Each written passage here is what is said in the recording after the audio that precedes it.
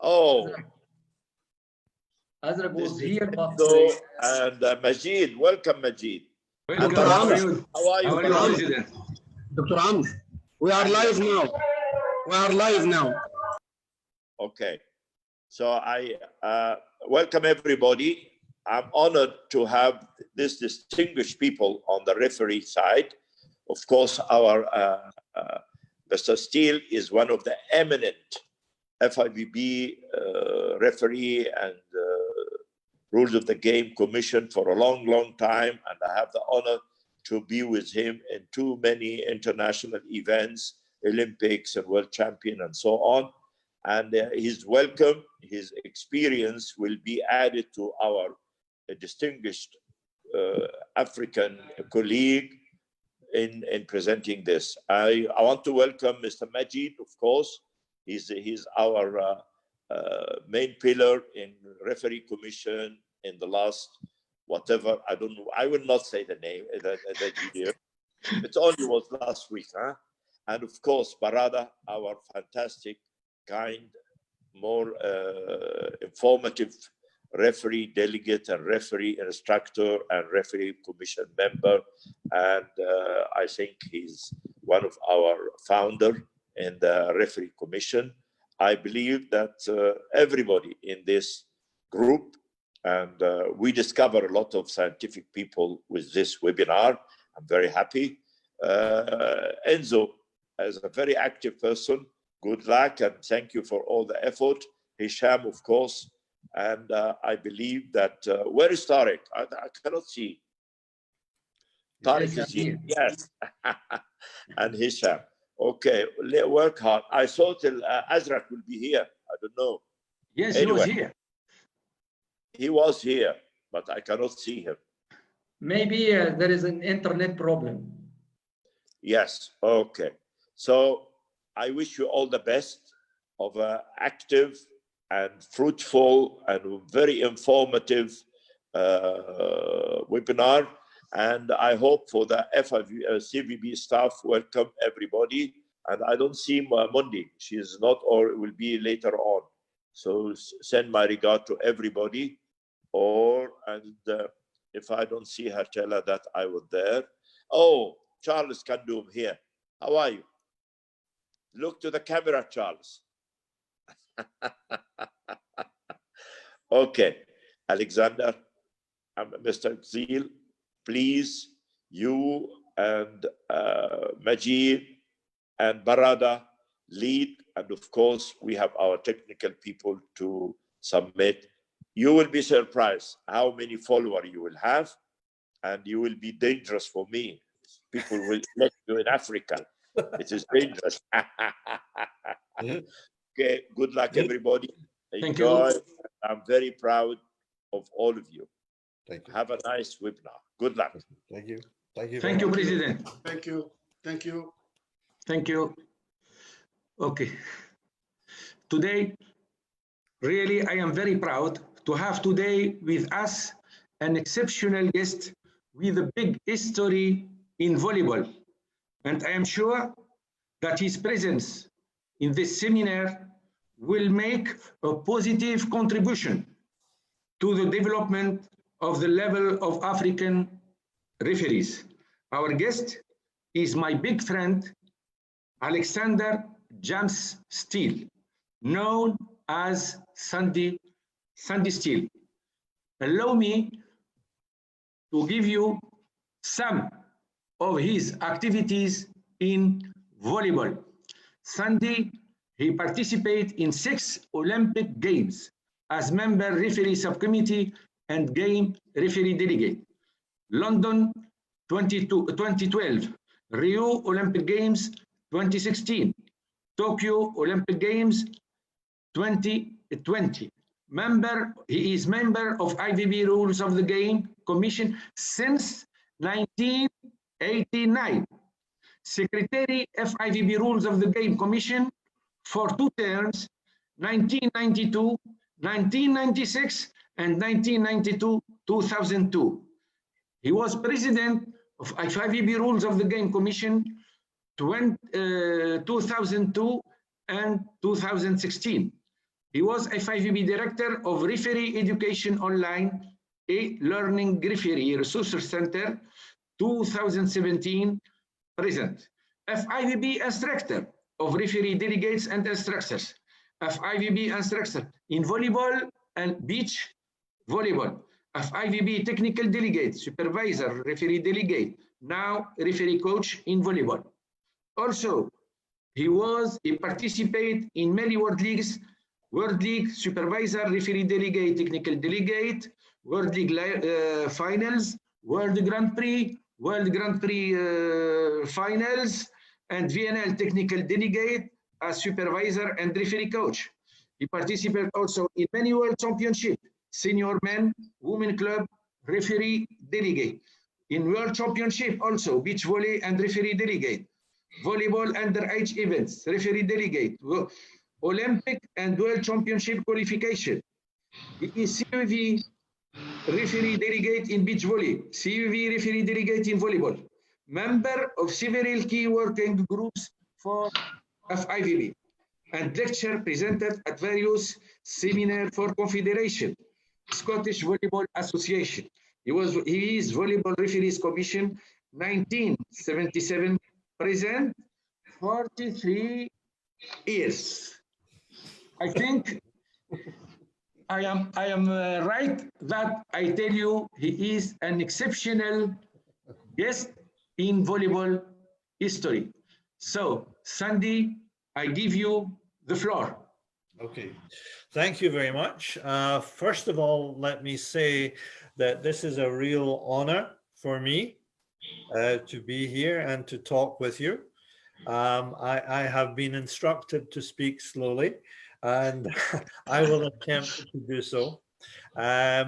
If I speak too quickly, I apologize in advance, and I hope that you can understand my Scottish accent, because sometimes it's a little bit difficult to understand. Anyway, no, it is a great honor to be here and to be with you and to share some of the ideas that are current in FIVB, and hopefully this will point the way forwards for referees within CAVB, and hopefully that any national referees who are listening in will gain an insight into how they can progress and how international referees can make the jump from continental level perhaps to FIVB level.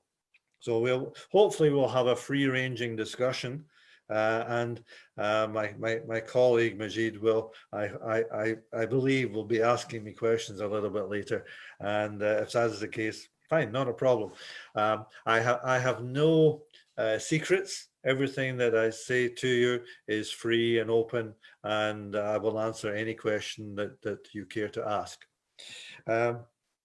Let me ask first of all if Majid will put up the first of the slides that we have here, and just to give you an idea of where we're going with this presentation. So Majid, can you show the first slide, please? Yes.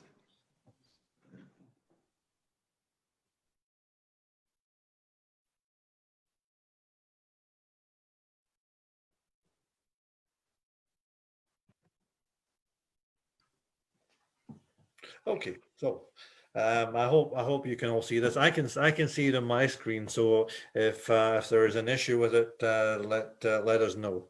First of all, we're going to start by looking at the FIVB Referee Resource Center, what it is and what is its main purposes, and what sort of advice and training does it offer to aspiring or existing referees.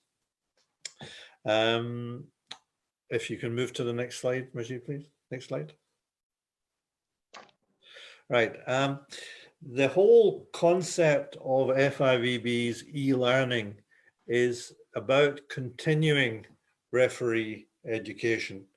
In every walk of life, in every job that we have, we are being assessed. We are assessed by our bosses. We are assessed by our colleagues. Some of that assessment is done unofficially. some of that is done a little bit more officially, and we are graded on that basis. So we should be experiencing in every job that we do, we are assessed, and we are continually being educated. Everything that we do is a learning experience for us, you know. I'm thinking actually that everything that I do is assessed by my wife, and that sometimes means that I have to change and I have to modify and so on. So it's everywhere we have this. So going back a little bit to give a little bit of the history of our e-learning project, I first of all will give credit to my colleague Laszlo Herpai. The reason why I give Laszlo a lot of credit is because he created in his time, in our time with the Rules of the Game Commission, a thing called the multimedia materials, which appeared on the FIVB website for many, many years. It still exists. It still exists, and it's still a very valuable resource. Laszlo's creation, Laszlo's concept was very much information. In addition to that, we had another source which was based in Liechtenstein, and that was basically an assessment tool. So we had those two things running in parallel with each other, and it made sense, in fact, to take those two concepts and marry them together, to bring them together under one banner. And with the support and with the direction of Ari Grassa, our FIVB president, we created this thing called e-learning. Now, really, it went into production over the years before the Rio Olympics. Andrew Meyer, who was then vice president of FIVB, was coordinating the Rules of the Game Commission with the Referee Commission, and together what we did was we gathered together all of the material, all of the various slides and PowerPoints and videos, etc., that we had when we did referees courses, or when we did seminars, or when we did clinics at competitions. And we took all of them and we pulled them together under one headline, in one basket, if you like. Now this gradually evolved into the concept of e-learning. Okay, and again, we can really pay tribute, in fact, to Hassan as well, because Hassan was my fellow president he was president of Refereeing Commission, I was president of Rules of the Game Commission, and Hassan and I really worked together a lot on this, and we also had a big input from Dr. Jan Rek. So really, although it's you point the finger at me as director of referee education, in fact there were many people who were involved in pulling all this together, but it gradually evolved into this concept of e-learning. And the idea of having an assessment tool and having an educational tool and information tool, it came to basically be a comprehensive learning environment, not just a test environment. So that's where we are at the moment. We have a variety of different things on the FIVB site. Now, even that FIVB site that we have at present is evolving. Even just now, we are experimenting with another provider who is offering not just to provide the platform for the e-learning, but also to provide some glossy professional visuals to go with that. So instead of it simply being what we see now, which is you click on and you go in and you get various things to look at, this will be much more glossy, much more animated, and so on. Okay, so Majid, next slide. Last one. Right, so our first task when we were given the remit of creating this e-learning platform was, strangely enough, to have an examination, to set up an examination. We were given 2 months to do this, both for beach and for volleyball, but we managed to do it well ahead of schedule. So that was great. Again, I worked with a colleague called Guy Bradbury in Canada, and together we created this particular thing. Okay, but we did more. We did more than simply provide the test. We added many of the clinic documents, as I said. We created different levels. We provided access initially to elite referees, because that was the urgent part that we had to do. We had to make sure that we gave information to the referees who were operating at the highest level, because that's the showcase. Okay, that's the showcase for all of volleyball, and that's the area that we had to go on. And the reason why we had to go in that direction, I'll maybe come back to this a little bit later, is that volleyball, you have to understand, is no longer a sport. Volleyball is not a sport. It is a whole worldwide multi-million dollar, multi-million pound entertainment system. Okay, it is not simply something that you play in a small venue with no spectators. It is operating at a high level with many sponsors and TV coverage. And when you see something, for example, like Italy versus China, then you could get 100 million spectators watching it on TV. So you have to understand that what we were setting out to do was to give advice to those referees so that they could operate at that high level and operate successfully at that high level. And to be honest, we have been successful in that, not just through e-learning. It's a lot of it has to do with a referee coaching concept as well. And Majid will probably confirm that when Dr. Grassa spoke with us last time at the commission meetings, he was so pleased with the refereeing because he had heard no complaints at all from any of the coaches, from any of the competitions that he had witnessed, and this was fabulous. So you can imagine how that made us feel as people who were directing those referees. Okay, and yeah, so there's a particular pride with regard to that. Okay, and next slide. So we also believed that we had no particular right to decide what was on the site. So what we did was we created a questionnaire. The questionnaire went to a variety of referees, not simply at the top level, but referees from a variety of levels and a variety of countries. And the questionnaire basically asked people what they wanted on the site. And what people wanted was video.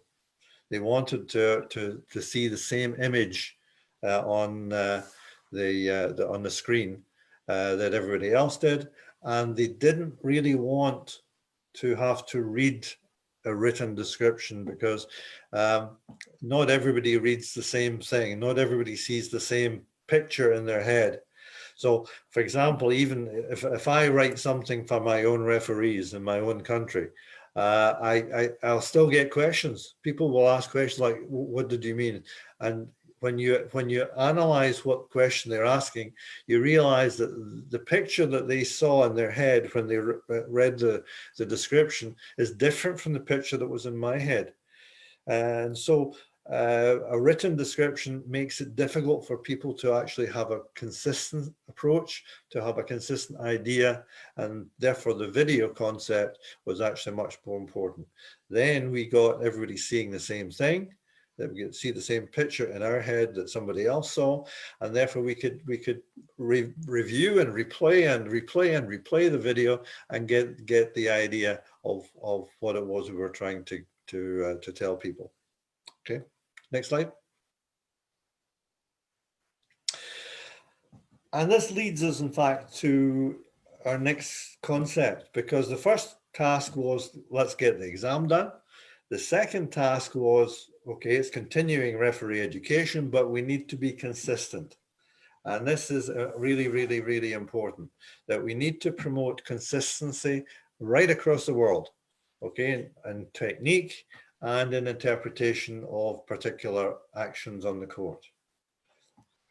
And that's not so easy to do, to get consistency.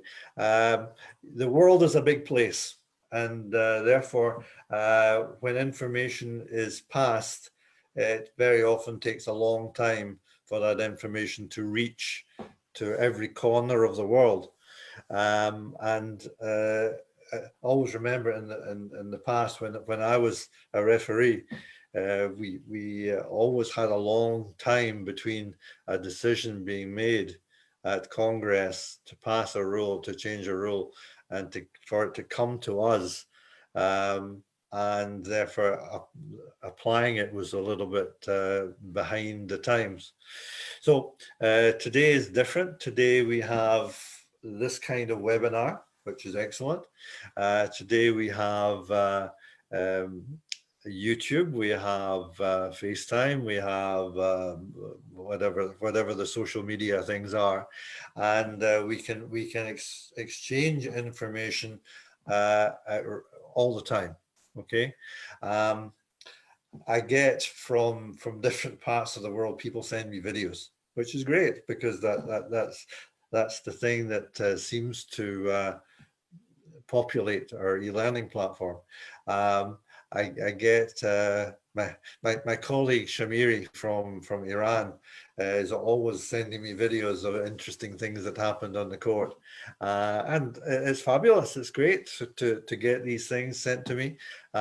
He uses WhatsApp to send them to me, and then I get a chance to see it. Willie Paredes, our president of the commission, also sends me videos to look at too. Laszlo Herpai sends me videos. So it's great when we see all these videos, and we can look at them, we can interpret things that happen, and we can pass that information on to referees everywhere, you know, and that's great. So a referee in Scotland could actually see the same information as a referee in Japan, or the same referee in South Africa, or wherever it is, doesn't matter. And we would all see the same thing, and read the same interpretation and understand what it is that we're trying to do in order to develop the game as an international sporting entertainment. Okay, so so this involves the same kind of thing when we do question of the week. So question of the week, okay, it became a little bit difficult to do question of the week, simply because it was too much pressure on our colleagues in FIVB. So now it's become question of the month, which makes it a little bit easier for them. And with that, as you may know, we have a video clip, or a series of video clips, and we ask questions which are then you're able to submit answers and so on.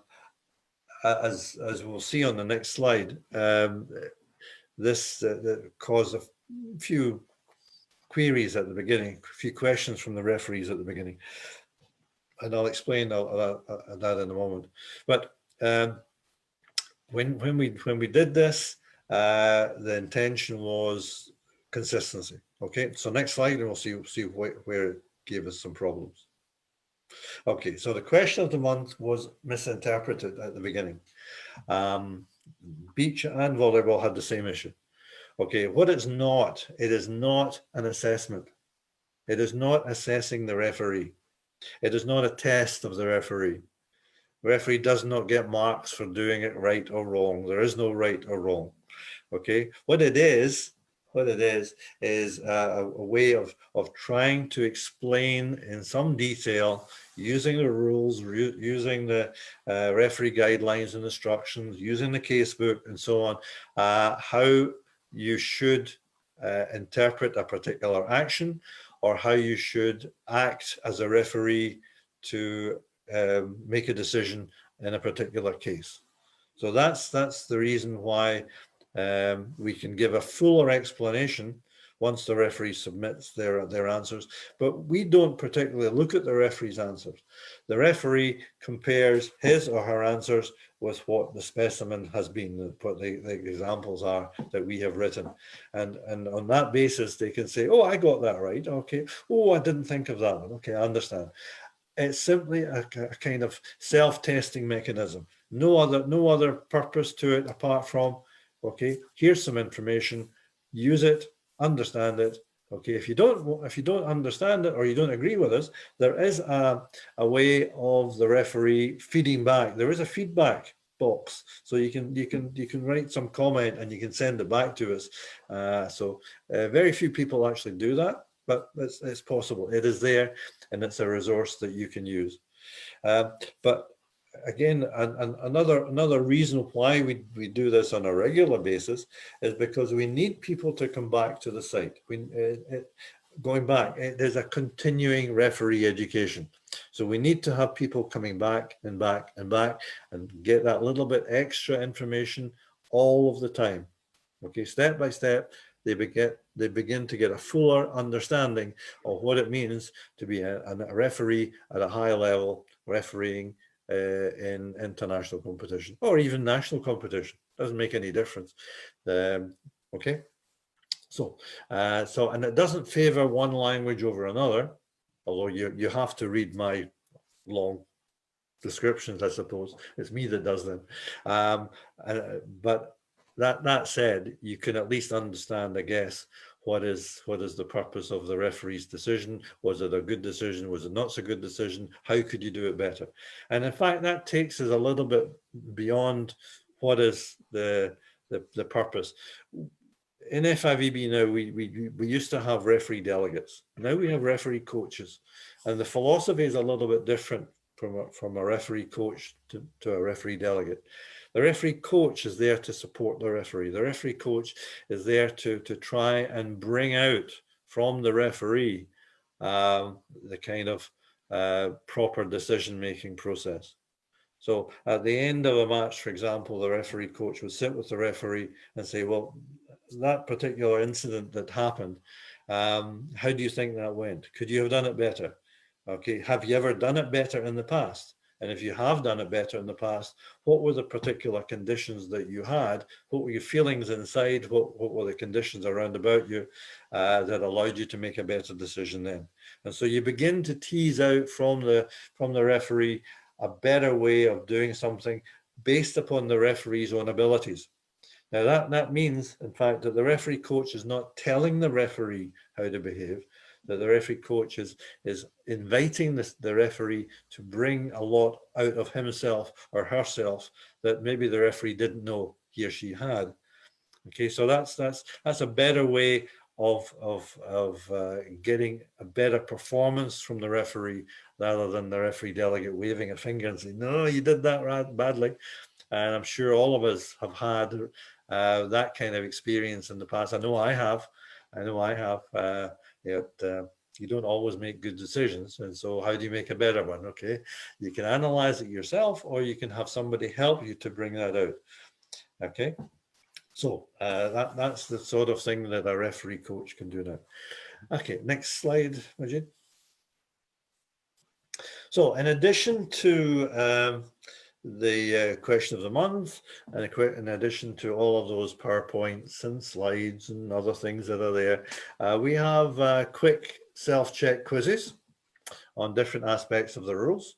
As I explained at the beginning, we need to keep them updated as far as possible, because sometimes we change rules and therefore we have questions which are no longer functioning, which are in fact wrong answers. So we have to keep doing that. But the information which is in the basic or foundation level has had a lot of the information from the elite levels brought down. Okay, so for example, we may have modified some procedure at the elite level. Okay, but then a year on, maybe we've modified it again, but therefore that is not functioning. So we can push that down into the foundation level, and most of it is still applicable. Maybe only needs to have a date change okay, something like that. And that means that we can look back in time and we can see, oh, in 2012, for example, this is the way that we operated, and the second referees would signal and so on. Okay, but now we don't do that anymore. So you can see there's a change in behavior that the referees have modified because of some change that we've made to the way that they operate. Okay, so we can see an evolution of the technique, we can see an evolution of rules, and we can understand, hopefully, the process and apply them to the conditions that we see on the court. And that's important. We need to be able to operate in a way which is the players find comfortable as well. So we're no longer quite as rigorous as we were before in terms of application of rules, but we are a little bit more sympathetic to the needs of the bigger picture, which is to do with the entertainment. Okay, next slide.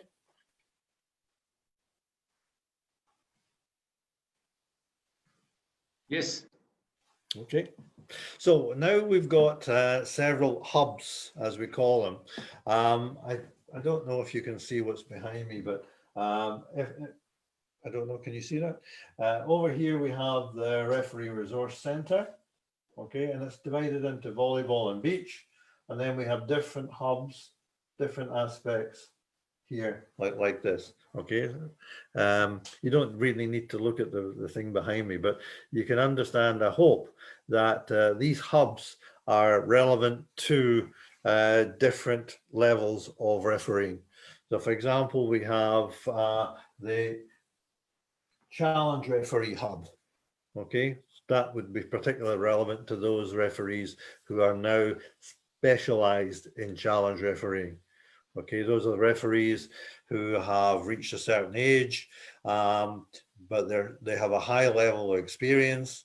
We don't want to lose them from a refereeing, but we can give them a different aspect to look at.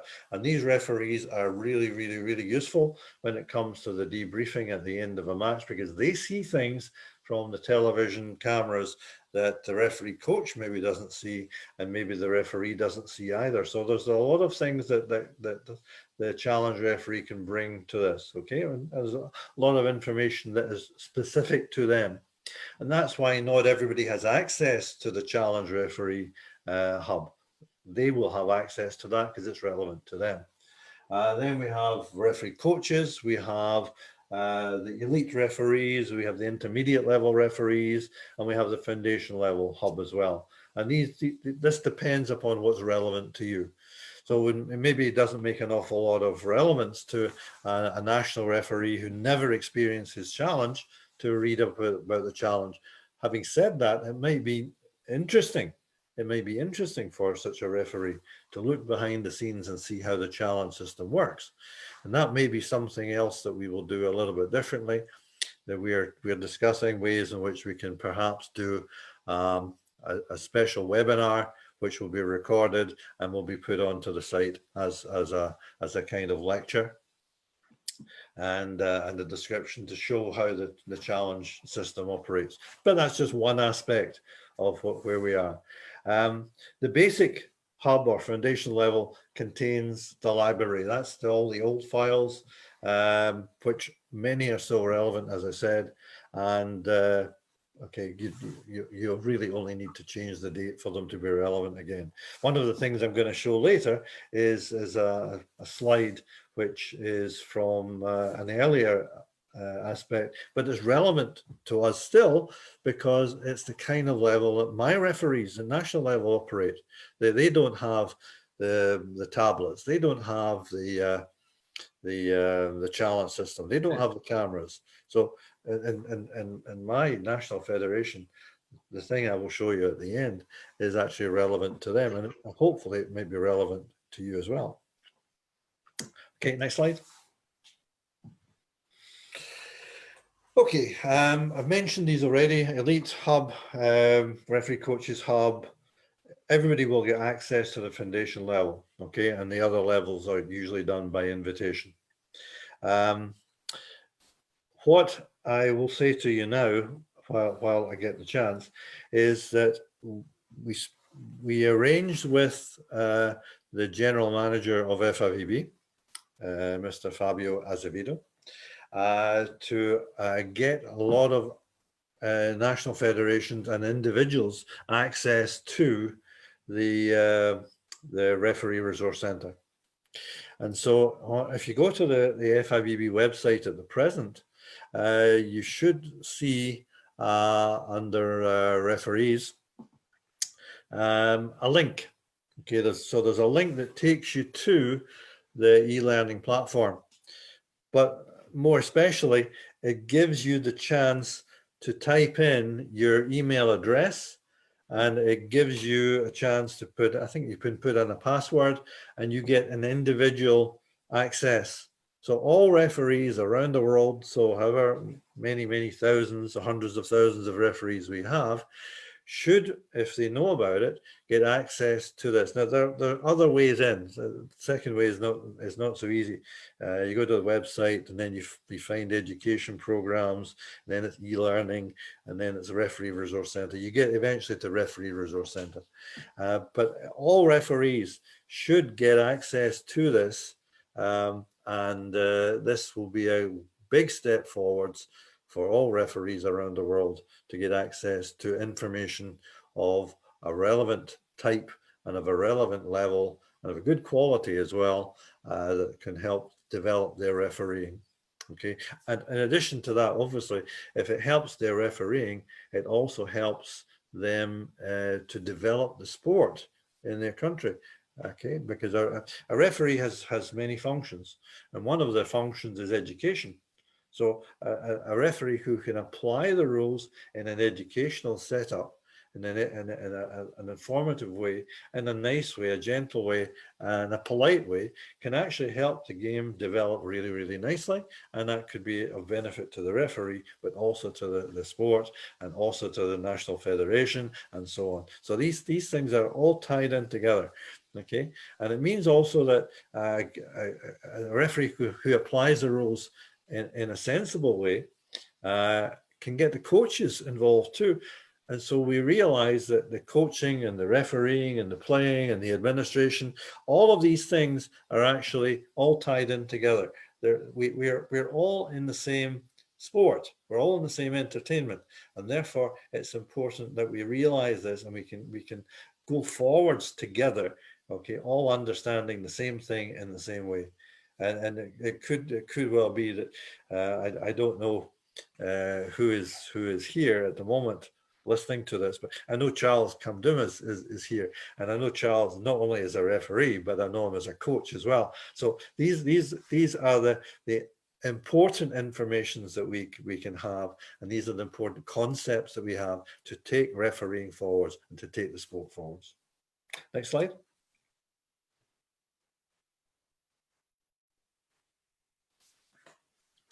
All right, now the examinations that we have set up for referees, they are targeted at different levels. Okay, and again, I've mentioned these things. We've got different examinations for the challenge referee, the referee coaches, the elite referees, the intermediate referees. They tend to be pretty much the same.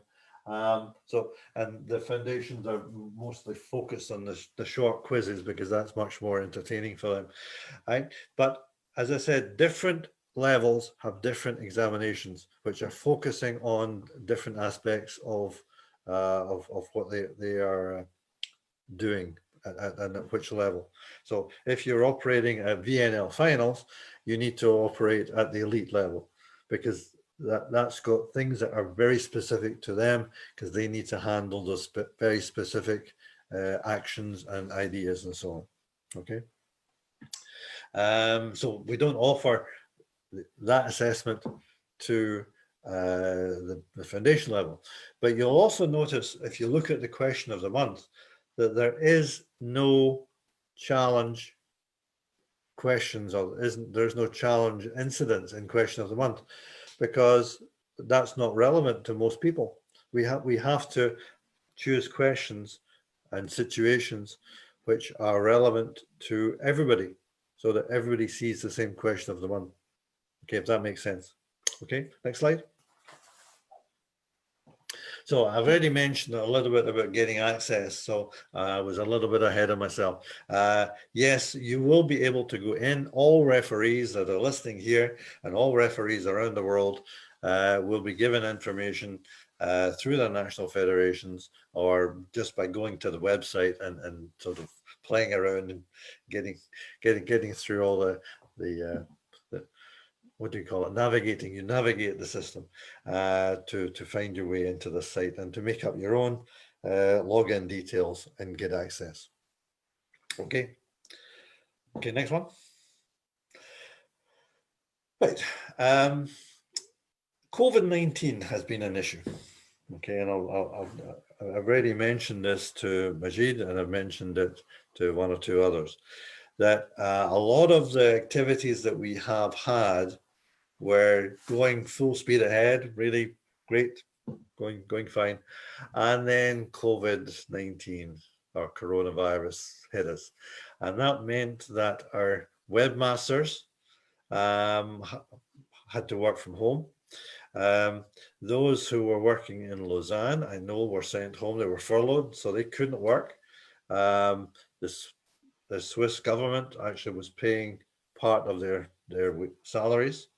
But that meant there were strings attached, that they could not work from home. And if they were found to be working from home, then I think there were penalties. The Swiss government was really, really, really strict on this, and they were not allowed to do any activities. Some basic things they were allowed to do, but basically they were, if they worked more than a certain number of times, then they were in big trouble.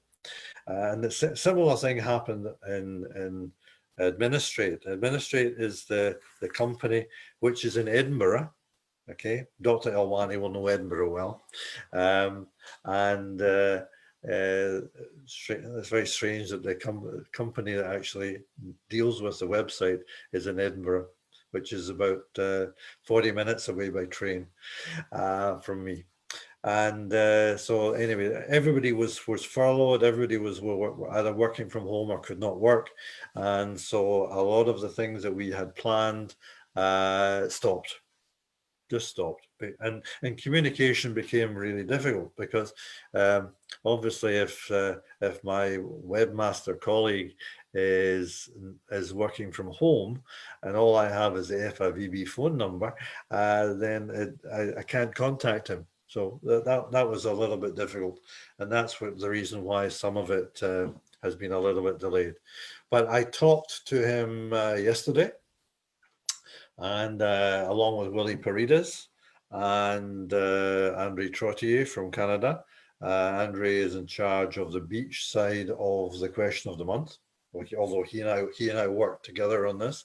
And so we have plans to go forwards and to make sure that this will begin to pick up speed again. So we will begin to get things happening again. So looking forward to that. Importantly then, although things have been severely limited, things like what we're doing just now, what CAVB is doing, is really welcome, and it reflects similar activities in Norseca, in South America, Portugal, where else? Other places. I think Israel was another place that did it. So well done to CAVB for the initiative and for getting people to actually come online and listen to this and maybe watch it on the replay afterwards. Okay, so next slide. Now, if I can go a little bit beyond then and to re-emphasize consistency, let me talk about smooth refereeing. It's to do with attitude, it's decision making. It extends the concepts that we have discussed already, but as I said, it has to do with being smooth, and that means it's not just the way that you move, it's the way that you apply rules. I've already said that we are in a huge global entertainment. Okay, it's not simply a sport.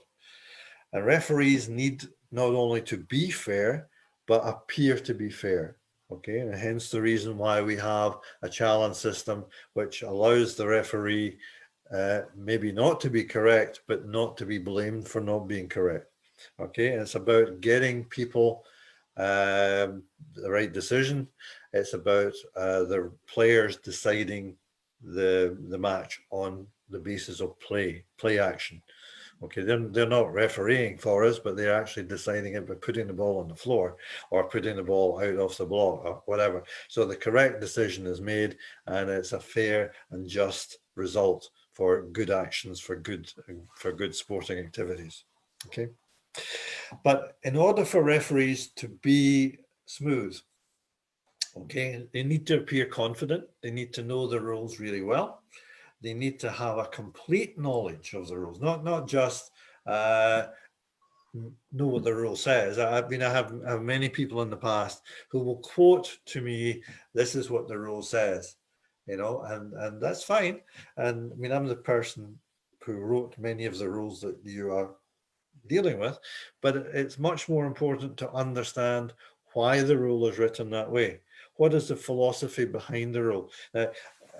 When I joined the Rules of the Game Commission, the secretary of the commission was a guy called Pierre Bergeau, and Pierre was from France, and he taught me a very important lesson. He basically said that the rules can never give a full explanation of every action, of every event that's going to happen during a match.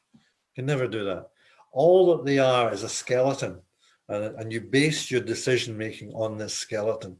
It gives you a direction to go on. You can understand, if you understand the direction or understand the underlying philosophy of a particular rule, then you can apply it. Okay, and if you then understand that, you apply it with confidence, then you get away with, don't get away with things, but you actually make a decision which is understood and accepted by everybody.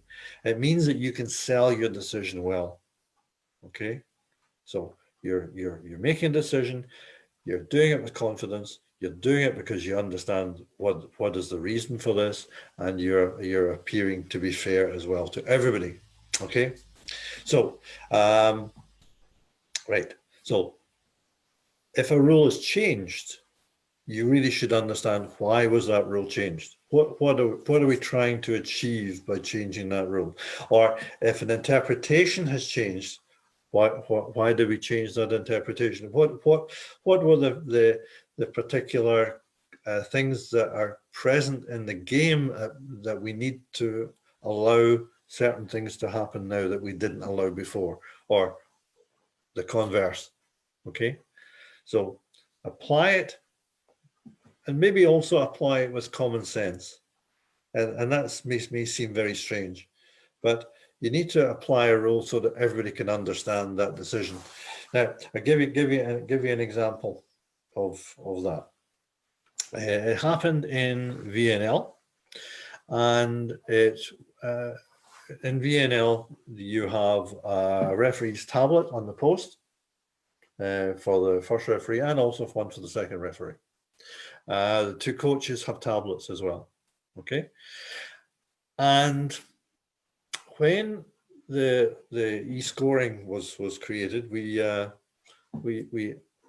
asked the people who were making the software to create a system whereby we could block the coach asking for a timeout if it was too late. So if the referee whistled for service, we didn't want the coach to be able to interrupt that with a hooter or horn. Okay, so the scorer then, as soon as the referee whistles, has to press the start rally button on the e-score sheet. Okay, now this usually happens, okay, but it can be a fraction late. So in this particular case, the referee whistled for service, okay, and just at that moment, the scorer was fractionally late in pressing the buzzer, pressing the button for start rally, and the coach asked for a timeout. So the timeout horn went. Okay. Now, the referee quite correctly, quite according to the rules, quite correctly, allowed the service to be hit. Okay. Meanwhile, the second referee is trying to move the coach back out of the way and say, no, you're not allowed to have a timeout.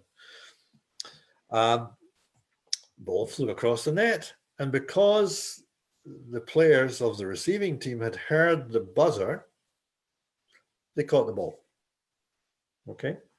Referee said, okay, ball goes to the serving team. And at this point, 12,000 people said, oh no, wish he hadn't done that. And even the serving team's coach went, oh, no, didn't like that. So a little bit of not common sense, if you like. Obviously, it's a little bit of natural justice. There was obviously that confusion there. And maybe the referee could have been a little bit more understanding, would have said, okay, we'll replay the point. Okay, not according to the rules, by the way. Okay, that's not according to the rules. Okay, and give a delay warning to this team. Okay, and we'll replay the point, and nobody will be discomforted by this. Okay, so the team that caught the ball, they can breathe a sigh of relief, and the team that was serving the ball would go, okay, fine. Okay, replay the point. Now, can you imagine if the referee had done that at match point in the Olympic final? Can you imagine what would have happened? It would have been absolutely crazy. Now, fortunately, this was fairly early in the match, and it didn't decide the result of the match. But this is where applying the rules has to be done with common sense. It has to be done with an understanding, with sympathy. Okay, be a little bit understanding, and perhaps sometimes we have to be a little bit not entirely sure about how we deliver something. Okay, but that's just an example. Another example which I would give is sometimes technology doesn't work in our favor, and I'll come to that in a later slide. So when I come to the bit about technology, I'll give you another example. Okay, Majid, next slide. All right, now before we play this, between ourselves, sometimes the videos can be a little bit jerky. So our colleague has actually put them onto the shared sites. So you will be able to look at these videos properly when you view them later. Okay, so if it's a little bit jerky at the moment, don't panic. I can still talk through it, and we'll see how we get on with this. Okay. So in this particular case, I'm asking you to look at the actions of the second referee in the way that the second referee supports the first referee. Okay. Now just only look at the second referee. You don't need to look at anything else. Okay. So if you can play.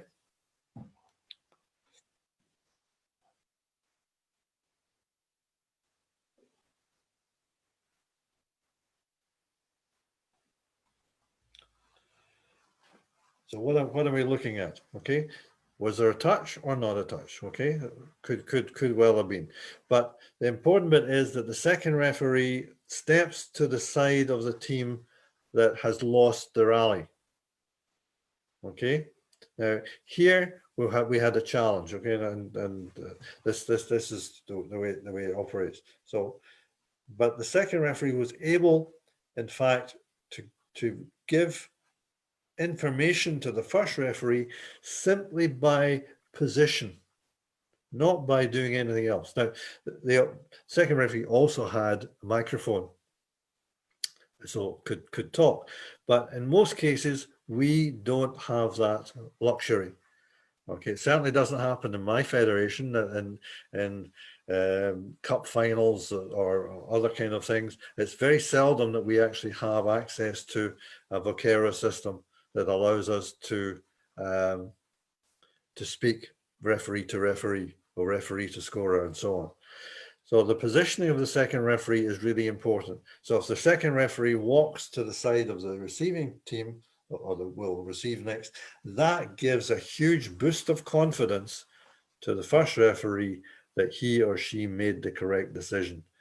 Okay, and the fact that the second referee moved to that side told the referee without any words really being spoken, that there was no touch, from the block. Okay, so that's important. So the first referee can be confident. In this particular case, the first referee was given the challenge, would authorize the challenge by doing that. They say, okay, let's look at this situation, and then doesn't have to be anxious, doesn't have to be stressed. There's no protest. It's simply, okay, I think there was a touch, says the coach, and we will simply review it and we go from there. Yes, there was a touch. No, there was not a touch. Okay, doesn't matter. The referee is not to blame, because sometimes the touches are so small that it's impossible for anybody to see, and the only person that can see them is the slow motion cameras that actually can see these things. Okay, next slide. Here also we're going to see another situation that we have to diffuse situations. So we try and diffuse situations calmly, without getting angry, without getting flustered, without getting stressed. We don't need to get all excited and red-faced and perspire. We can simply deal with situations nicely, calmly, and if everybody thinks that we are in total control, then we are in total control. We are controlling ourselves, and if we can control what we can control, the other aspects that we cannot control, okay, you live with that and you make a decision based on that. Sometimes we have to make tough decisions, but in general speaking, we can actually, by our very attitude, our very body language, we can actually make decisions which people will accept. Okay, let's see if it plays anyway.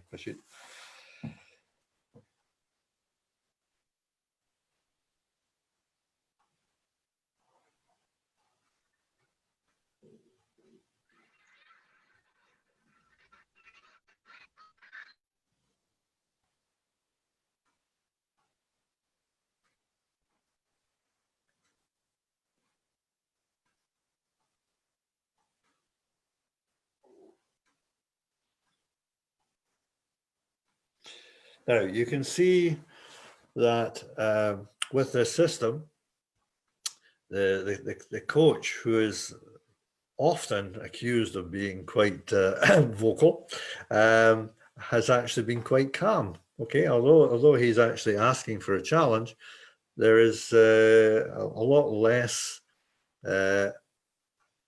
aggravation, shall we say, and the referees are quite calm. Was there a touch or not touch?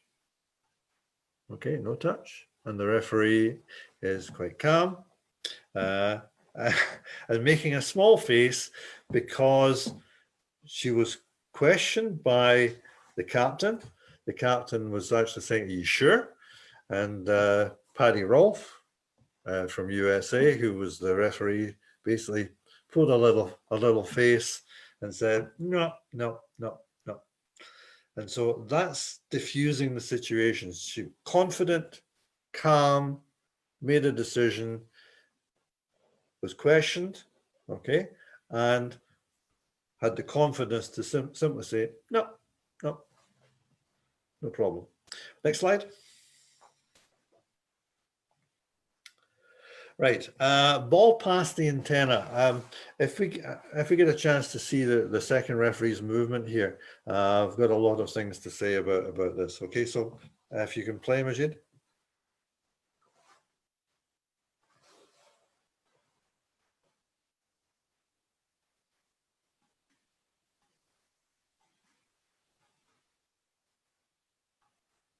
Now, I don't know if you can actually see what he did.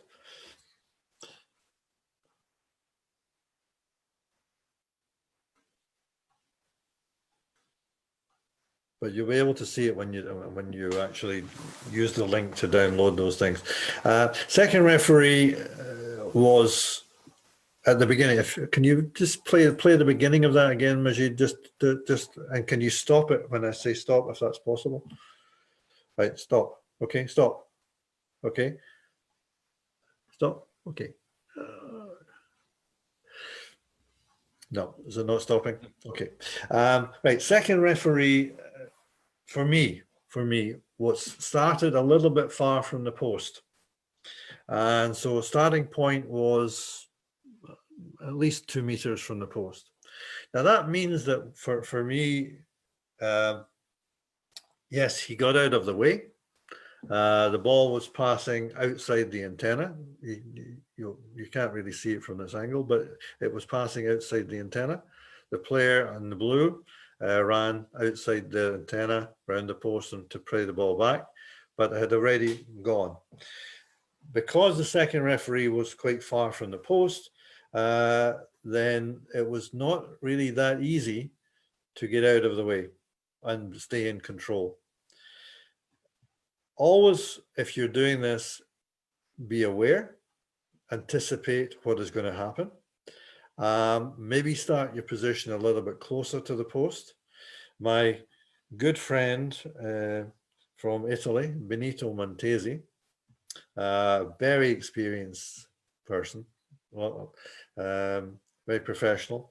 He always maintained that the second referee should start from a position no more than 1 meter from the post and be attached to the post by some kind of elastic, which could extend a little bit, but not too much. And so if you're standing too far from the post, then the only option you have is to step back out of the way. And some referees step back and turn their back on the action because they don't want to be hit by a player running or hit by the ball. If you're standing a little bit closer to the post, you can step behind the post. You can step behind the post. Now that gives you 3 layers of protection. You're protected by the post from the ball. You're protected by the post from the running player outside the post. You're protected from the running player who ducks under the net and comes that direction. And in addition to that, it's not a protection anymore, but it's a prevention, that you're preventing the opponent from interfering. At least it's a restriction that it slows the possibility of the opponent from intervening in the run to collect or to retrieve the ball. So these are the sort of things that the second referee can think about. Don't start too far from the post. Don't wander too far from the post. If you are going to come back out of the way, then okay, keep your eye on the ball. Keep your eye on the trajectory of the ball, and make sure that when you're doing this, that you have a clear view, because you won't always have line judges to help. If you're using 2 line judges, then they may not be able to see it at all. If you're using 4 line judges, okay, it may be better. Or it may be that in your national federation, you don't use line judges at all, in which case that has to be a referee decision. So if you're ducking out of the way, you don't see anything really. And that's not control, bad control. Next slide. Okay, let's see a substitution.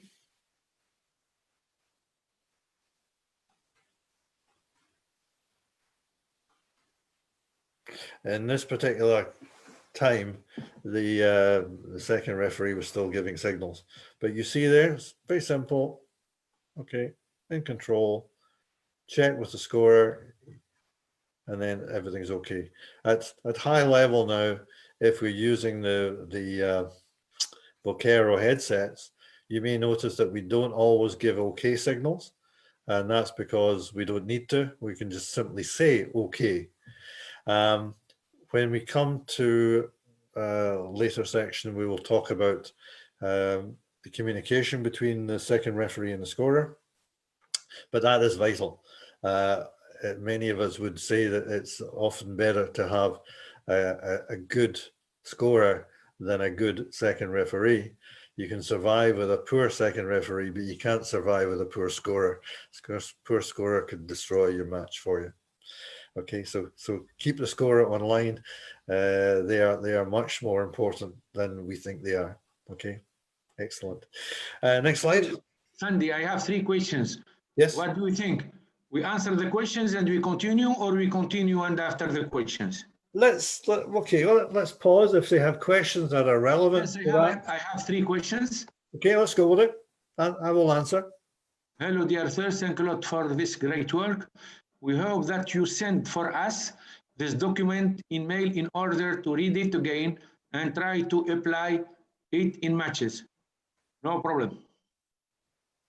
I think CAVB will send this document for all referees, or they will have this on website, CAVB website, by Twitter or Facebook, I think. Okay. I think so, yes, for sure. And that's I noticed that's true in other confederations. So it will be on the FIVB site, but it will also be in the CAVB. And CAVB safe. Okay, thank you. Let's continue. Okay, sure. Right. So next slide, wherever we are. Okay. Yes. So we were in smooth substitution. So as I said to you before, technology is not always the answer. We see that more and more at the high level, there's technology. And this is what referees see when they watch it on TV, or they watch it on YouTube, or they watch it, somebody has downloaded it from the volleyball world and so on. Yeah, so what we need to do as referees, we need to prevent spectators being confused. Okay, we may know all the tiny details of a rule, but it's not all that easy for the spectator who isn't so much detail about the rules to actually understand some of our decisions. So we need to try and avoid that. One of the things that we are planning to do, not done it yet, but we're planning to do it, is to have another microphone on the first referee. So the first referee, if there is a challenge situation which is not clear, for example, the first referee can explain what is the reason for the decision. Now that will be done by a software application. We will project onto the referee's tablet. There's a tablet on the referee's chair. The script, so the referee will be able to read the script. And the reason why we're doing it that way is because under stress, it could be that we don't say the right thing in the right way, and therefore we make a situation much worse by using a wrong terminology or a wrong word in the wrong place at the wrong time. So we have to be careful about that.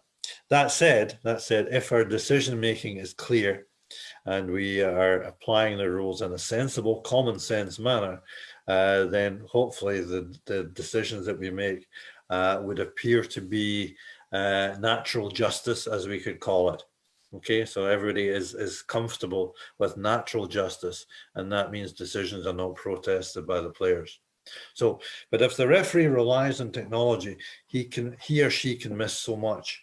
Now, I know referees who are so focused on the tablet, on the post, that they miss so many things. And sometimes with our electricity supplies or our Wi-Fi supplies or whatever we're using, these machines, these technological applications can run slow. They don't always run at real-time speeds. And so I've seen referees who have called position faults,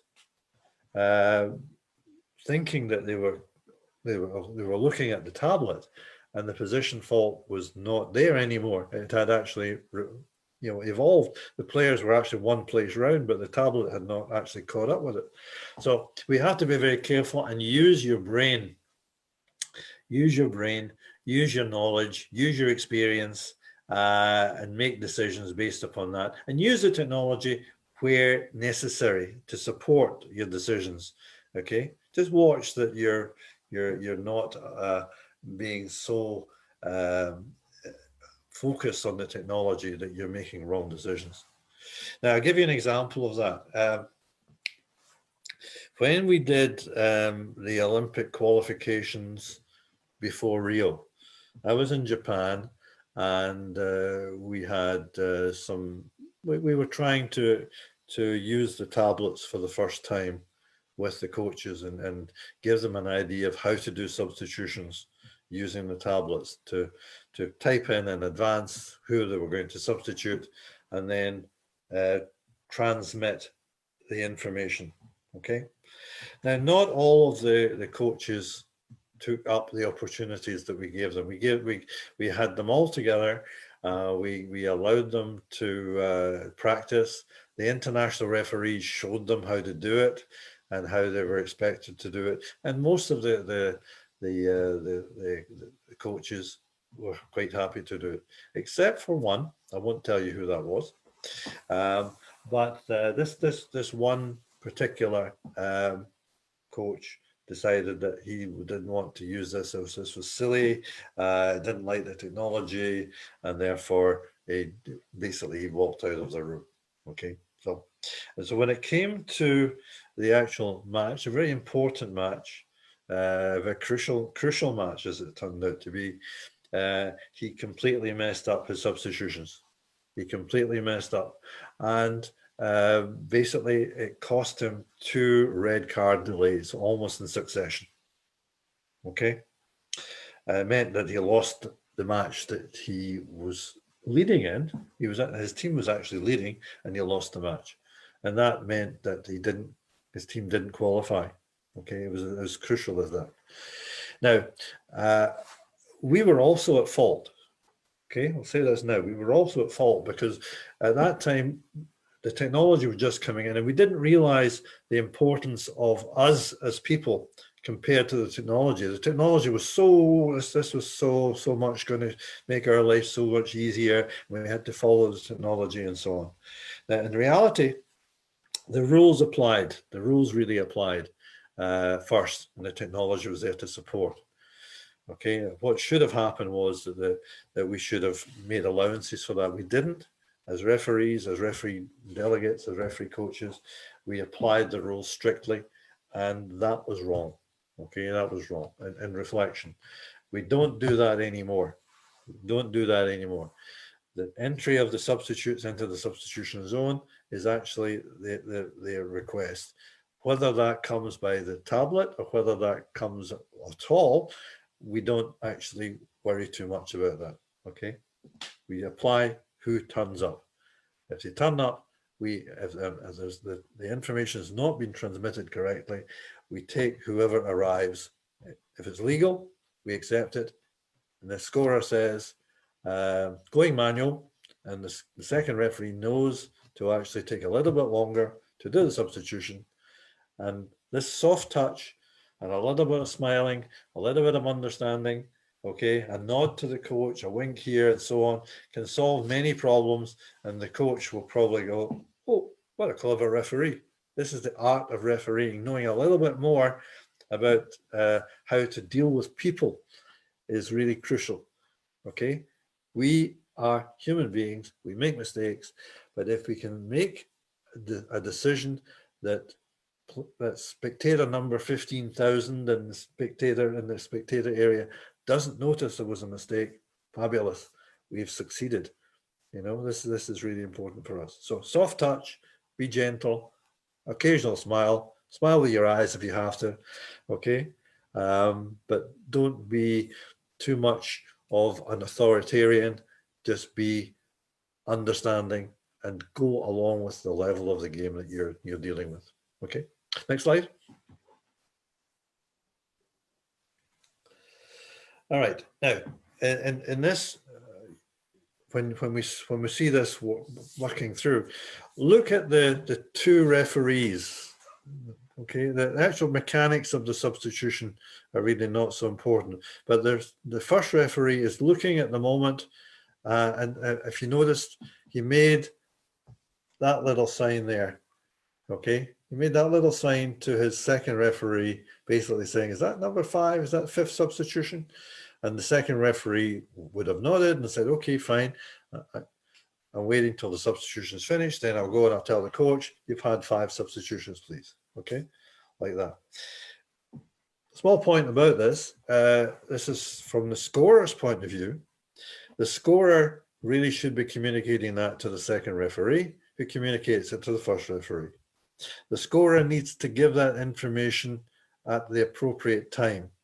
So if a scorer, let's imagine we're not using the microphones, but if the scorer says, okay, and then remembers, oh, sorry, we've had 5 substitutions, that's the wrong way around. Okay, first thing the scorer should do is indicate you've had 5 substitutions, okay, and then it's okay. Okay, and if the scorer can maintain that raised hands so that the second referee doesn't have to look for that raised hand signal, then that's much more important. So it's many scorers will go, okay, 5 substitutions, okay, fine, and the hands are going up and down and up and down, and the poor second referee has no idea where to look. So take your time, be controlled. Okay, we finished the substitutions. Wait. Okay, second referee seen me, and I can take them away. Okay, so that's the sort of sequence you should do if you're scoring. If you're teaching scorers, teach them to give the information at the correct time. Teach them to give the information long enough, okay, to be seen, and teach them to give information before it is needed. Okay, so don't wait. If you're a scorer, don't wait until somebody looks at you and say, how many substitutions have we had? Oh, we don't know. Okay, give that information first of all. Give the information first of all. Give the okay before somebody looks for you to give the okay. Okay, that's important. So that's part of smooth refereeing. Communicate. And here, as I said, if you play it again, Majid, you'll see this first referee giving that little sign about waist height, saying, how many have you had? Is that 5? Okay, and that means the communications occurring between the 2 referees.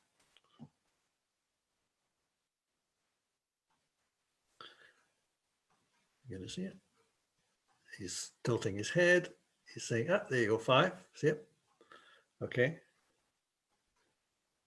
Yeah, okay. Right, next slide. Yes. All right, here. I play. Go on. Go on. I play. Uh-huh. Okay. Yes, you can play this one. Now you'll see that oh, substitution. Maybe no, it doesn't happen. Okay, fine. A few things to say about this.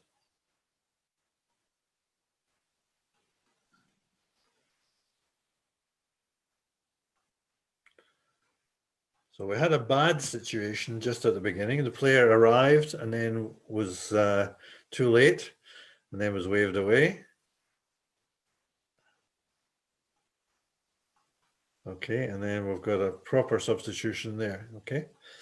Now let's take it step by step. If we can just go back to the beginning. Okay, pause. Okay, wait. Now, in this particular sequence, we will see that the first referee has whistled for service. Okay. And what happens after that is that the player arrives in the substitution zone with the paddle. Okay, that's the team in white on the far side. And it's too late, of course, because the referee has already whistled for service. Okay, the player is then waved away and returns to the bench.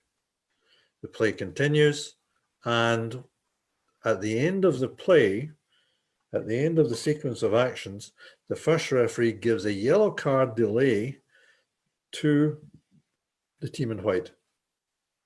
Okay. Now you have to ask yourself, why did the second referee go into the position of the substitution? Okay, why did she actually just stand there? Why was she not alert enough to realize that somebody was coming and she needed to wave that player away? Okay, that's first thing. Second thing is, was there any real delay? the play continued. Second referee was in the wrong place, to see very much anyway. But play continued, and at the end of the rally, the first referee gave a yellow card delay to the team in white. Now, was there any real reason to give a yellow card at that particular moment? If there had been proper cooperation, and you will notice if you look carefully, there is a tablet on the post. So presumably they are using some kind of technology here. So a little bit of better cooperation between the referees would have prevented that player from coming in, would have prevented a yellow card delay. Who knows why, because there was no delay. And it would have actually made a much more smooth application of the rules as we have written them. Okay, so be aware, be alert. Don't let players come in if the first referee has already whistled. And it's a bit similar to the example I gave you before, where the team on this side would have caught the ball. Remember that example I gave you? So that would have been exactly the same situation. Player comes in. If somebody had sounded a horn, we would have had an issue that we had to resolve. So stay alert and don't just rely on the technology. Next slide. All right. We've talked already about this, and so I'll kind of gloss over it a little bit. Best optical position to see. Your starting point should not be too far from the post, as I said. This allows you to step in, allows you to step behind the post, allows you to see the trajectory of the ball, allows you to see the movement of the players, but you are protected, okay? But whatever you do, keep your eyes on the ball. Now, there are other things to do. You don't always have to step in behind the post. There are other angles that may be necessary. The angle that we saw before, the second referee was maybe not in the best position. But there are other times when the referee must make another decision, must make another movement pattern. So just treat that as a starting point for thinking out how you would react in a certain situation. Okay, don't lose control of the action. Don't lose control of the flight of the ball. Just be in control at all times. Next slide.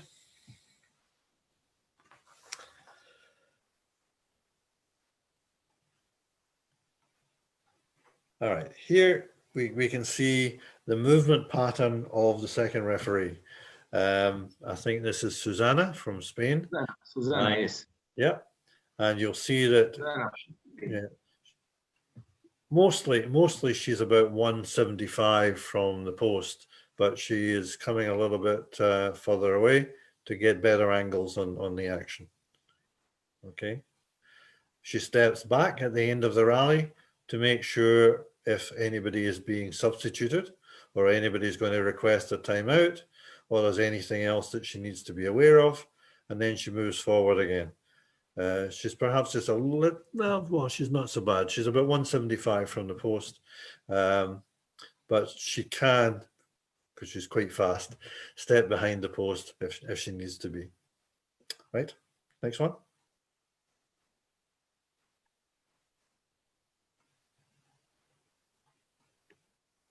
Okay, pay attention to the libero's action this time, because this is another thing that referees need to be aware of. If you saw where the libero was, the libero had actually stepped into the front zone and made an overhand pass, which was then hit over the net. Okay, so this is the kind of decision that is often not understood. And you can see there the captain was then challenging the first referee. But this is where the first referee needs to be aware of the rules. Second referee needs to be aware of the rules and needs to be confident enough to give a very simple explanation as to why something was whistled as a fault. Okay, next one. Second. Yeah, you can show it again. Just watch. Okay. Right, line judges. Watch the position of Mr. Tannell. We recorded this deliberately in London 2012, and you see the starting point, flag behind the right leg, 1 foot slightly in front of the other, feet wider than shoulder width, and the flag snaps down to point to the floor. The flag does not point to the middle of the court. The flag is straight down, and the eyes of the line judge should be looking at the first referee immediately after. Okay, ball is out. Japanese style. Yeah, Japanese style. Okay, Chinese style is a little bit different, as we know. Okay, but again, at the end of every action, the line judge will look at the first referee. Okay.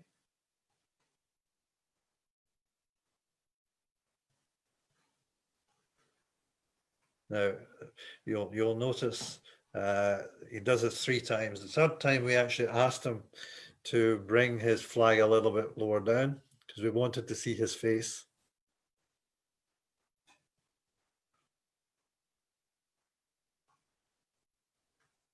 Okay, that time was perfect. Okay, we wanted to see his face. Right, so clear signals are needed by the line judges, and make sure that there's a good cooperation between the line judges and the referees. Okay, wave and point. Remember, if the ball hits the antenna, it's wave and point. Okay. Depends where in Japan you are. If you're in Osaka, it's different from Tokyo. Number of waves. So it could be, I can't remember which it is. In one, it's three times, 1, 2, 3, and then the other city is 1, 2. So I'll leave it to them to decide what they're going to do. It's not so important. Okay, this is the one that we don't want to see, which is I didn't see. Okay.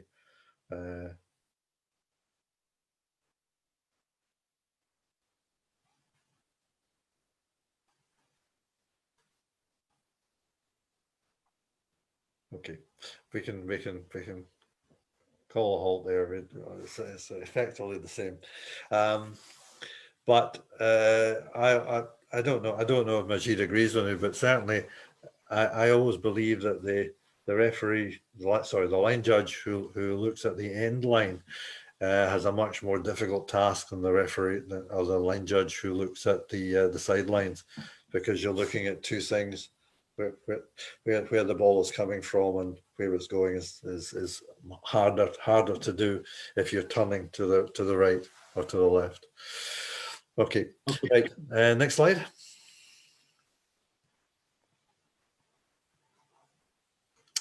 Right. Okay. Let's discuss this a little bit. We have discovered technology is a wonderful thing. As I said, sometimes relying on technology is a bad thing, but using technology wisely is a good thing. And ball in and ball out was a technology helped us understand the mechanism of what happened to the ball when it hit the floor. When the ball hits the floor, it does many strange and wonderful things when you see it in slow motion. First of all, it deforms completely. It completely flattens on the floor, halfway. So instead of it being a round ball, the ball is flat at the bottom and you get this dome at the top. So it completely does this. If it's hit hard, obviously, if it's not hit hard, we don't get exactly the same shape, but it does that. But it does more than that. When it hits, obviously, it could actually hit inside the court, compress on the line, and then reflate, as it were. In other words, come back to its original shape as it leaves the court from outside. So if we see this with our human eyes, we often only see the last part of that process. We see the ball leaving the floor from outside of the court. Does that make sense? We miss completely the compression part, and we miss completely the original contact point inside the court. So it's often the case that a referee or a line judge will make a mistake thinking that a ball is out, when in fact its original point of contact was inside the court. In other words, ball in.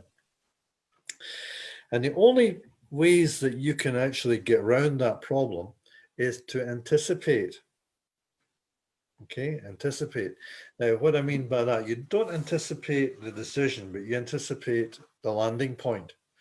And you use what's called a mechanism called a saccade to jump in front of the trajectory of the ball. So the ball is flying in that direction, and your eyes are jumping ahead, called a saccade. Okay, so you get ahead of the ball, you see where the ball is landing before the ball lands. Now that's really important, because your human reaction time is something like, I don't know, 0.2 of a second. Okay. However, the ball's traveling speed gets from the spike to the floor in let's say 0.19 of a second. Okay. In other words, you're late. You're actually seeing the ball late. You're seeing only the leaving from the floor point. If, however, you use anticipation, and you're getting your eyes level and looking at the right place at the right time ahead of the ball, then your reaction time has reduced to less than 0.19, and let's say it's 0.17. So you're ahead of the ball. So you're actually seeing very clearly where the ball landed, right? As a referee, that's important, and we are advising the referees at the top level to use direct action, direct decision making as much as possible, and then to confirm with the line judge where the ball actually landed. Importantly, if you then realize that the ball landed within 20 centimeters of the line, because the ball is actually 20 centimeters across the way in diameter. So if you see the ball has landed within 20 centimeters of that line, you can bet pretty much that that ball during its travels has actually hit the line. Now, it depends a little bit on the direction the ball was traveling and which line you're hitting, but it's a fair bet that if it landed close to the line and you think, maybe it was out, probably it was in. So think about that one. I've called it the 20 centimeter rule. That's something that you might want to consider. It applies to volleyball. It doesn't apply quite so much to beach. And then beach also has its own issues with regard to where the ball lands. And you can see because there is a depression in the sand. Okay, and that depression sometimes spills sand over the lines. In fact, always spills sand over the lines. But you have to make a decision based upon, would that depression have actually included the line? And so you make a decision, ball in, ball out, based upon that. Okay, so they have things called ball mark protocols, beaches ball mark protocols, which are used as a kind of last resort, but nevertheless they should be used before the players protest. Anyway, move on. So next slide. Sandy, we still have only half an hour for the presentation, and we still have about 20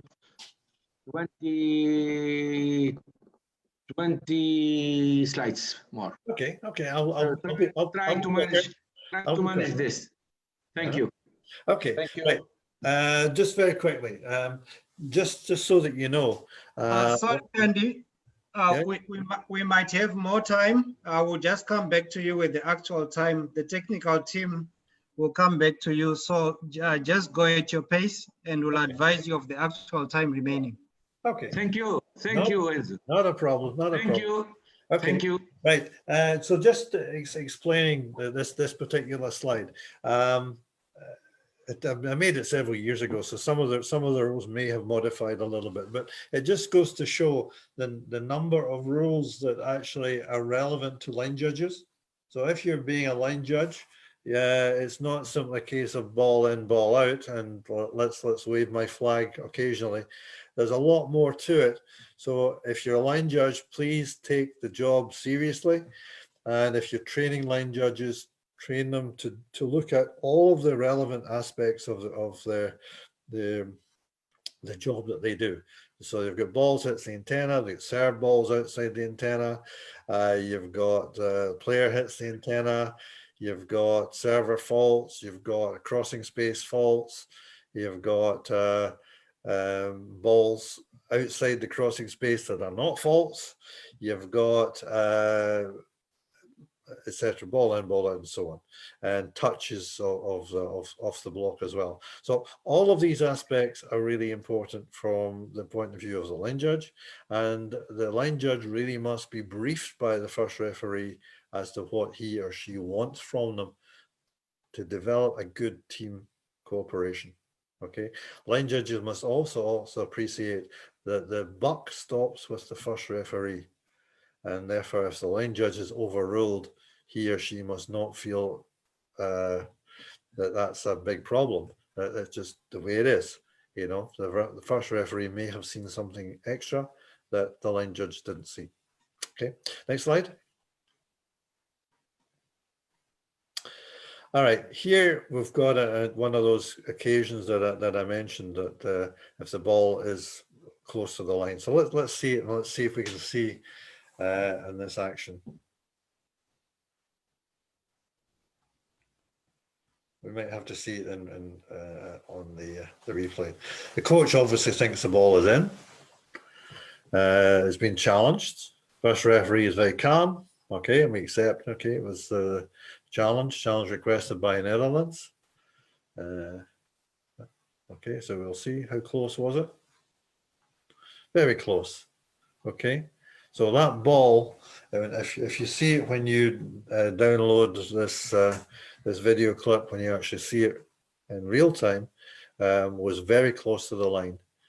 Okay, and we have other examples where it's a microscopic amount of the ball that actually had contacted the line.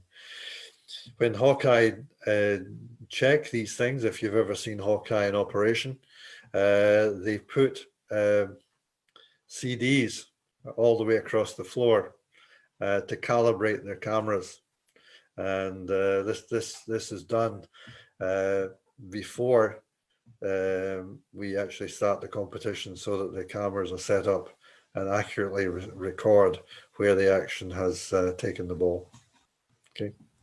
Okay, let's go to the next slide.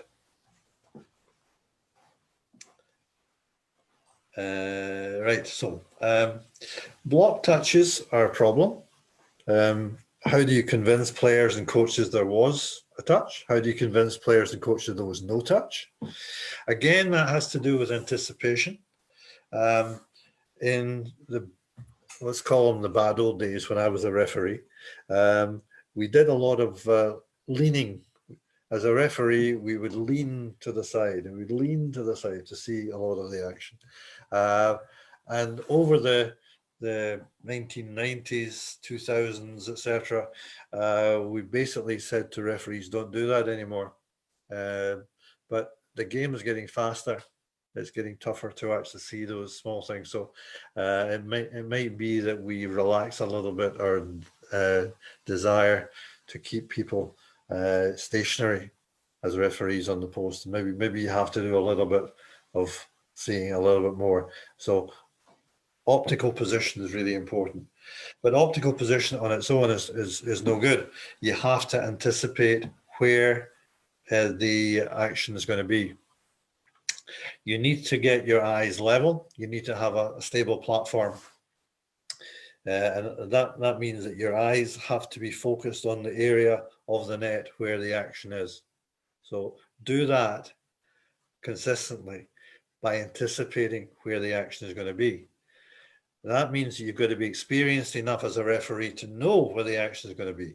You know where the setter sets the ball. This setter likes to do a reverse set. This setter likes to do a fast set out to the outside. So you know where to look. You know where the action is going to be, and you get your eyes level with that particular part of the action. Don't come to the action late. If you come to the action late, you get what I call camera shake, and you get a blur. Your eyes are traveling too quickly. They don't see the actual picture. You don't see a snapshot. You see it's like a camera that has been vibrating, and all you see is a blur of the action. You don't actually see if there was a real touch or not. So that's what I mean. Yeah. And in addition to that, if early on in the match you were able to see touches and you were able to indicate touch and it was you, then later on in the match, when there is a controversial one and you're saying touch and it was you, you can get away with it. Or if there was no touch, the coach or the players may well think, well, this referee got them all right so far, so maybe he or she got it right this time as well. Okay, so we'll accept. Next slide. Also applies to beach, as I said. You'll see here the ball landing close to the line. They don't actually have the same abilities as volleyball has in terms of the Hawkeye automatic in and out, but hopefully you'll see the ball landing close to the line. Let's see, is it going to do it? I don't know if you did. You'll have to see it when you see it downloaded. It landed pretty close to that blue line, as you can see it there, and it was out. The player in white was correct that the ball that actually did land out. Okay, and the line judge you can see on the far side was actually trying to get a good look at the action, but it's not always easy to see, and therefore this is where a good first referee could actually be of some support there. Next slide.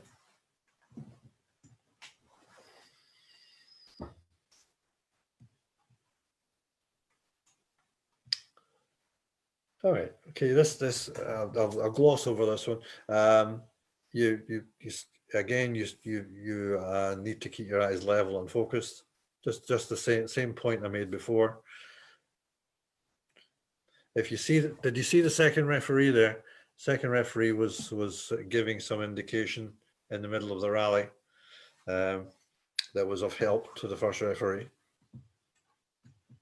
Again, keep your eyes level, keep them steady, keep them focused, and you get a clear view of where did the ball land, was there a touch, was there no touch, and so on.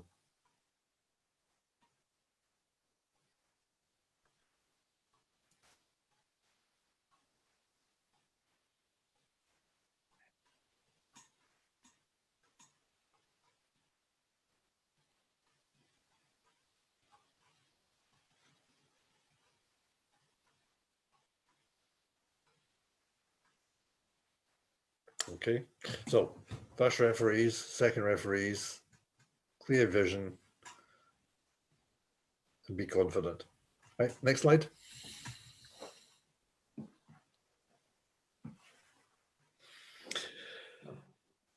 Okay, I think we've done that one already. All right, here we've got simultaneous contacts. It's getting tougher and tougher at the top level because players can reach and block many things that they could never do before. Now, if you get a chance to see here, it comes off the Polish player onto the Russian player, back onto the Polish player who throws it onto the antenna. Watch it.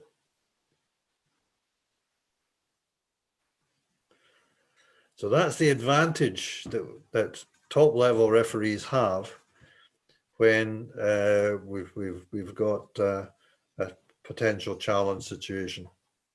Okay, but keep your eyes on the action, anticipate where the action is going to be, and then you get a better chance.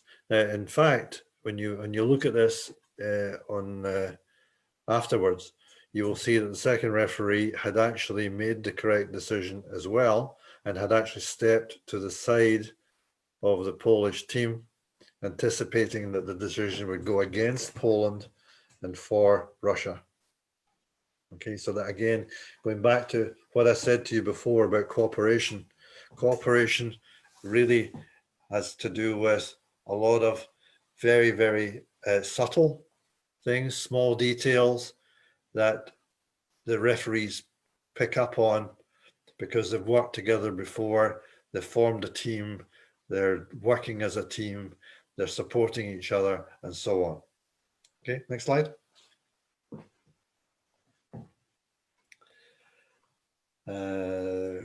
Here we go. So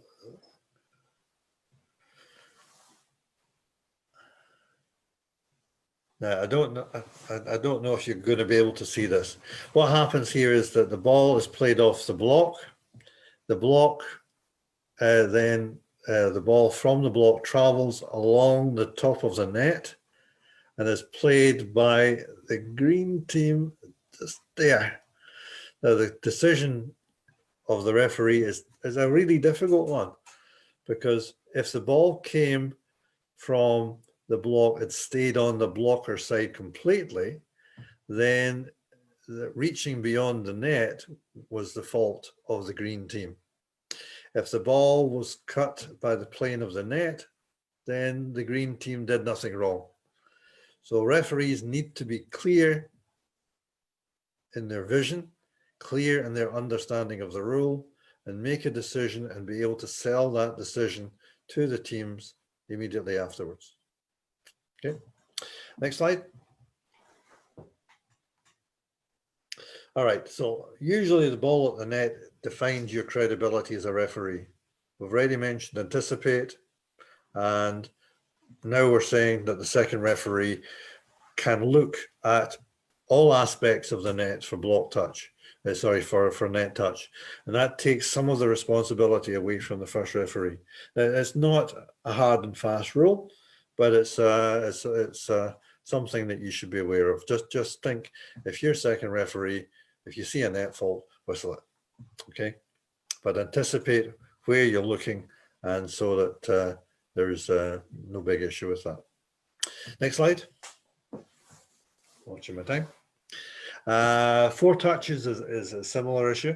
I'm not going to say too much about four touches, because at the level that most of us referee at, we don't have a challenge system. If there is a challenge system, we find that 90% of the balls hit the block, just the way it is.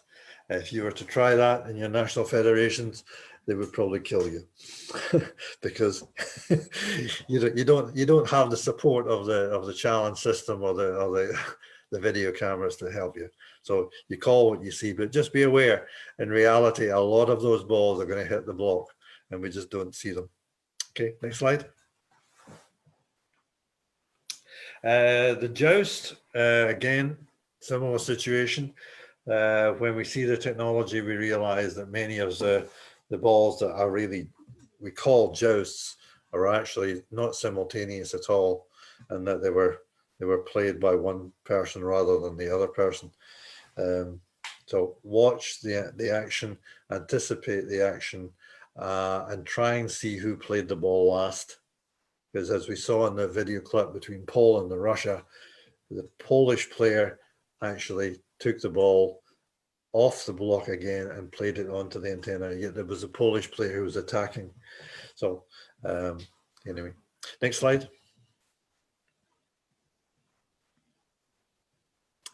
All right, challenge regulations, you can read them on the FIVB website, but they're all about fairness.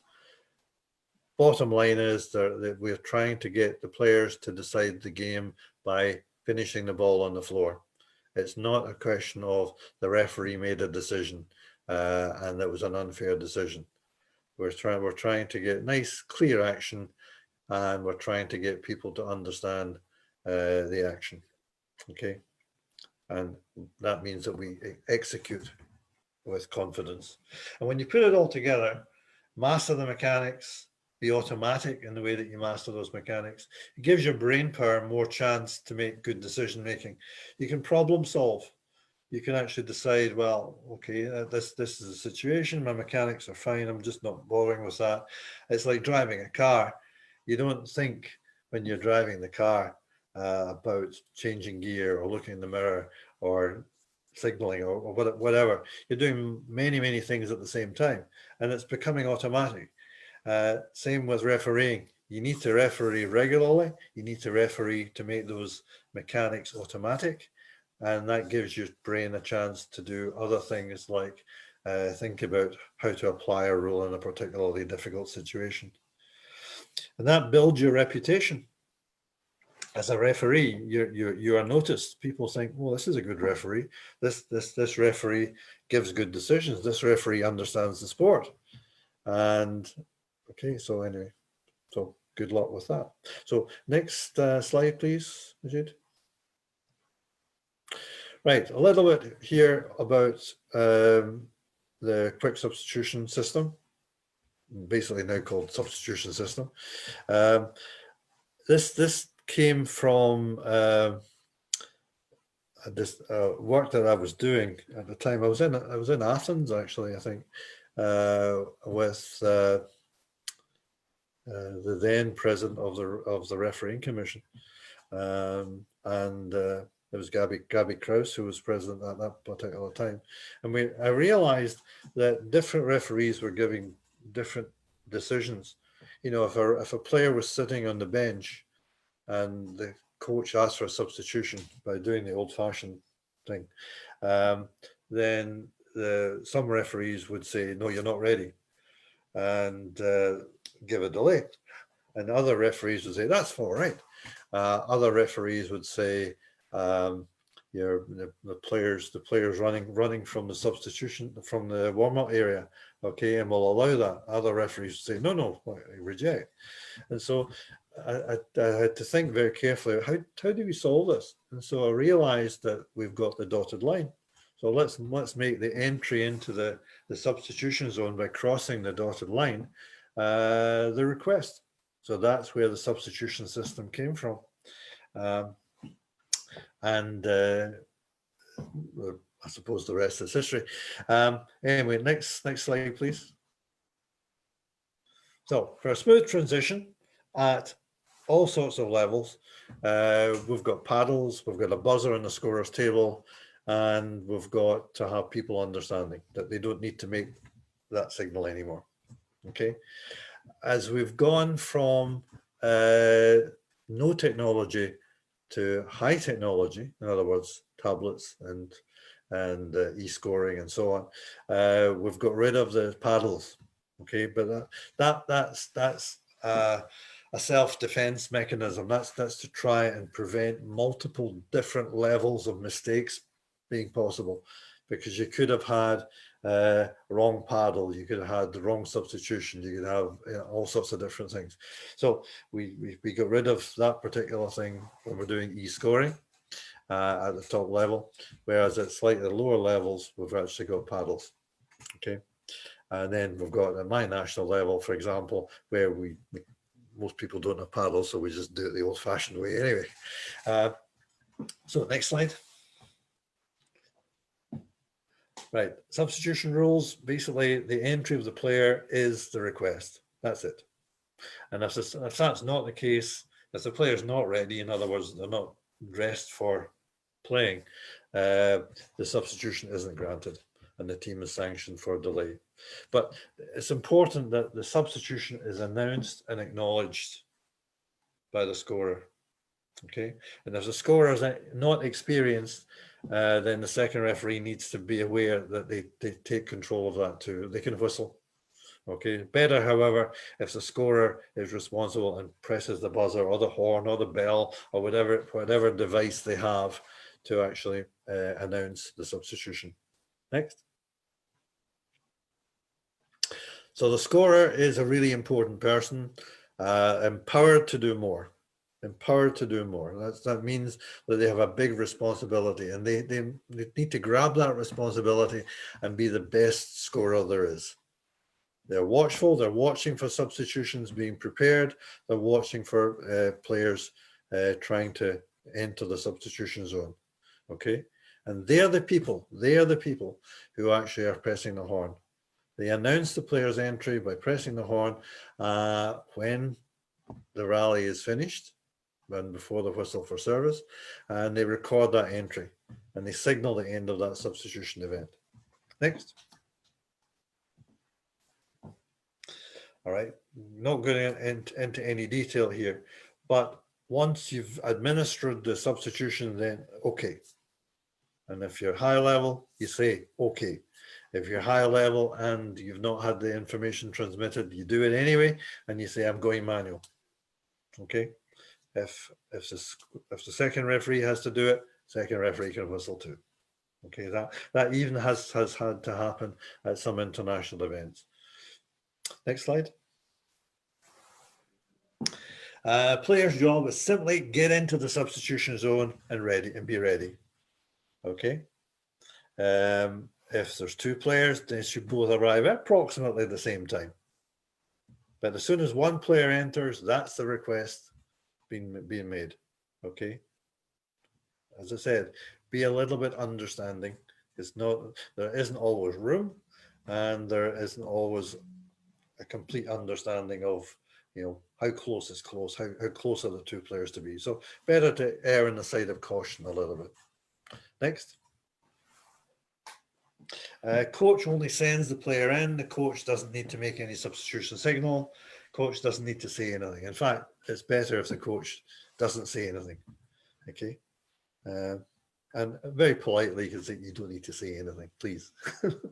Don't make substitution, don't make signs, and so on. Okay. Next.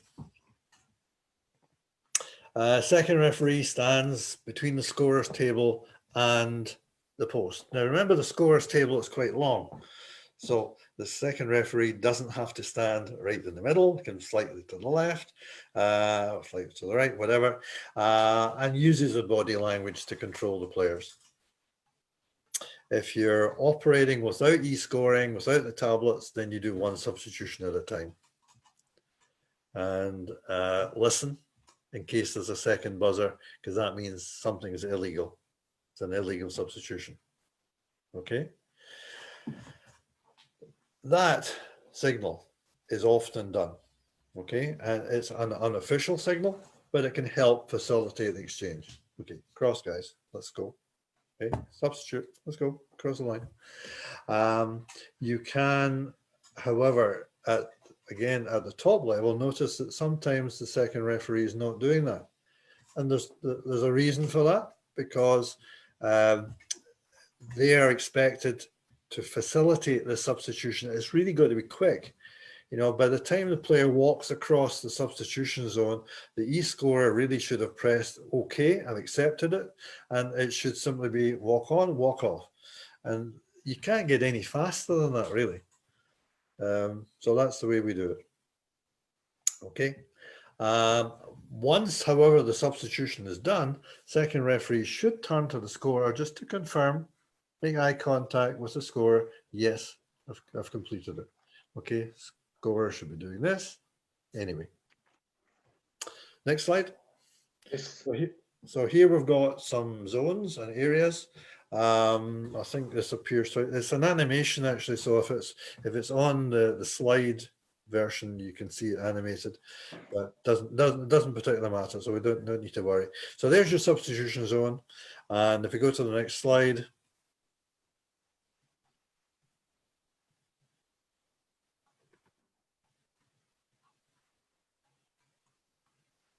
I think it shows the same thing again almost. Next one.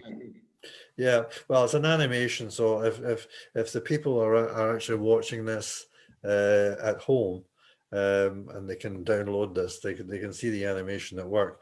But if you go down to slide 50, go to slide 50. Yes. There you go. Next one. Next one. There we go. So go to there. You'll see that it says there that there's no need for anybody to do the substitution signal. Okay, but there's a little little thing there, the scorer has got a buzzer or bell. You can see that there, and you can see the players on the bench. Now the players really need to be stepping into that substitution zone, and the green players will enter, the blue players will exit. Okay, that's really what it will show. So as I said, we don't need to spend a lot of time on that because we're nearly at 8 o'clock my time. So let's move on.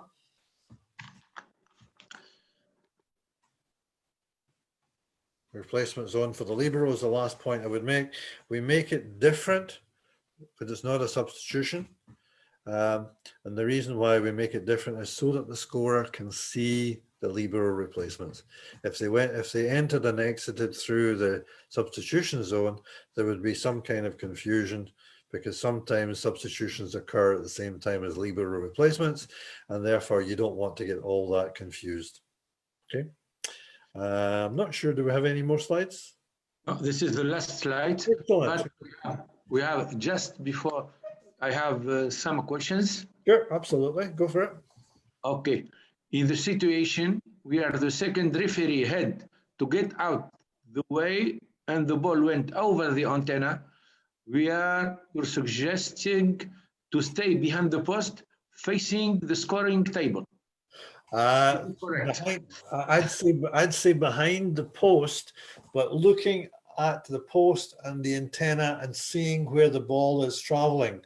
So if the ball, if I am behind the post, my hands at the post, right, then I can see the trajectory of the ball. If the ball travels inside, no problem.